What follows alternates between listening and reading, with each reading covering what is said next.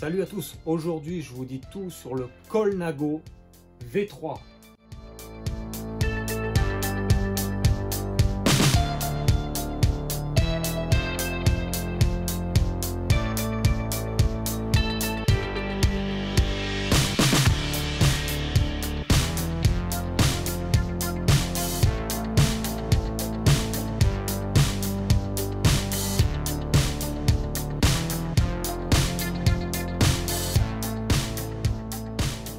Si je n'avais qu'un seul mot pour décrire le Colnago V3, ça serait le mot équilibre. Pourquoi équilibre? Premièrement parce que sa géométrie a particulièrement été étudiée pour améliorer les performances en termes de pilotage. Ensuite, on a un équilibre parfait sur le Colnago V3 entre le confort, la performance et l'exigence qu'il va vous demander en termes de comportement. Et enfin, un équilibre au niveau budgétaire, puisqu'on a certainement le vélo avec le meilleur rapport budget et performance de la gamme Colnago. La première chose qu'on va remarquer visuellement, ça va être la forme des tubes. Le Colnago V3 reprend la forme des tubes qu'on a déjà vu sur le V1R, V2R et qu'on retrouve aussi sur le V3 RS dans la gamme, c'est-à-dire une forme semi-aéro. Vous savez que la forme la plus aérodynamique pour un tube, c'est une forme en goutte d'eau. Donc on retrouve sur les vélos aéro tel le concept de chez Colnago.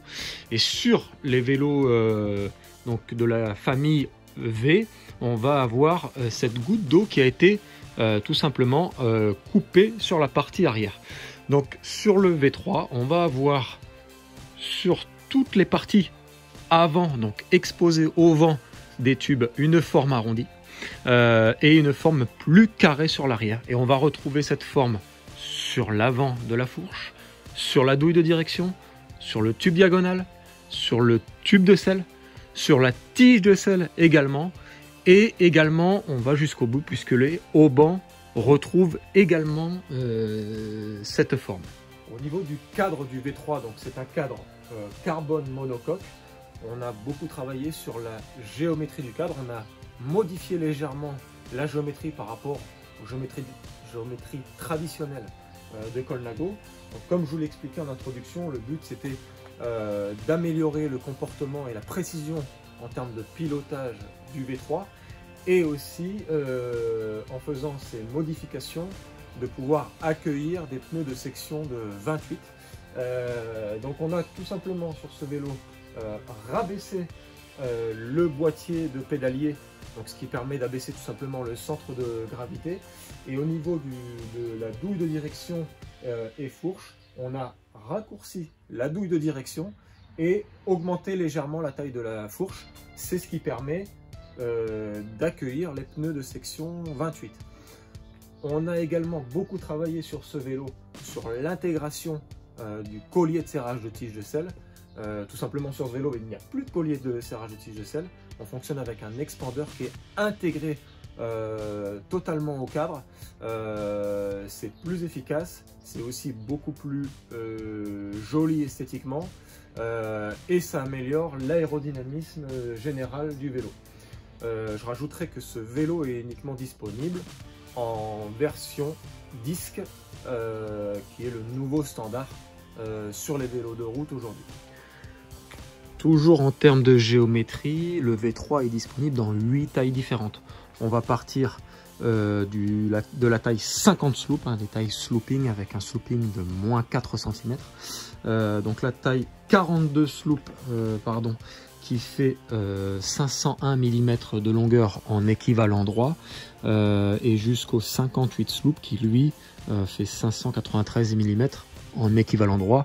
Vous retrouvez le lien vers le tableau de géométrie dans les commentaires de la vidéo.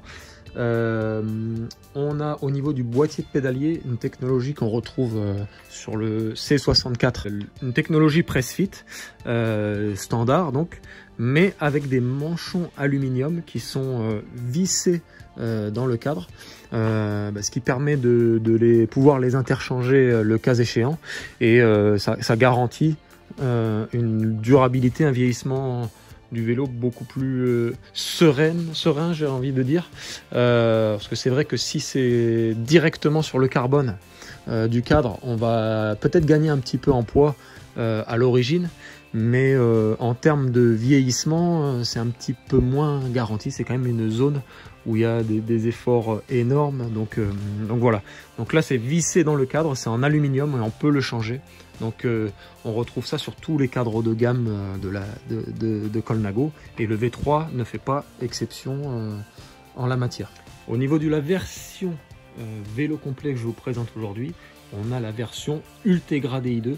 Donc avec le groupe complet Ultegra DI2, manette, dérailleur avant, dérailleur arrière, pédalier et également le système de frein à disque Ultegra DI2. Au niveau des roues, on a des roues full chrome Racing 600 qui sont des roues semi-profilées aluminium, qui sont d'excellentes roues d'entraînement.